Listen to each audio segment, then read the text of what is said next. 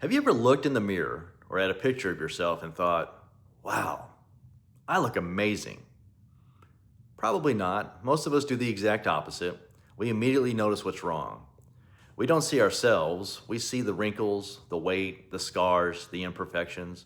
We hear that little voice in our head reminding us of everything we wish we could change. But what if mirrors had never been invented? What if cameras didn't exist? What if you spent your entire life never knowing what you look like? I wonder how different we would see ourselves.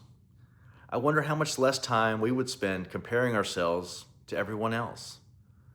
The truth is, comparison has stolen our joy. And I'm not preaching at you, I'm talking to myself too.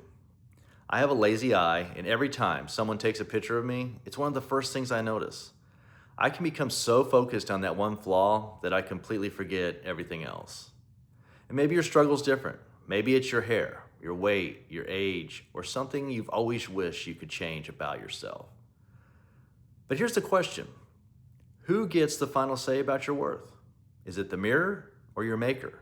Scripture tells us that we were created in the image of God.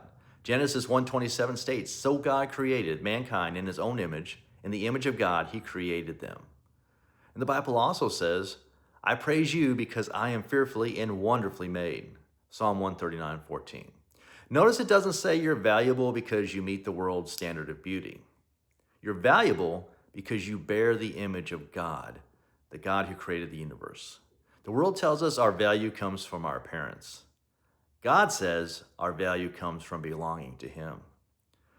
That doesn't mean we'll never struggle with insecurity. It doesn't mean we'll always love what we see in the mirror. But maybe it's time we stop letting the mirror define us. Because mirrors only reflect the outside. God sees the heart. The next time you catch yourself criticizing your reflection, remember this. You are looking at someone made in the image of God. And if the Creator says his creation has value, maybe it's time we start believing him instead of the mirror. So let me leave you with one final question.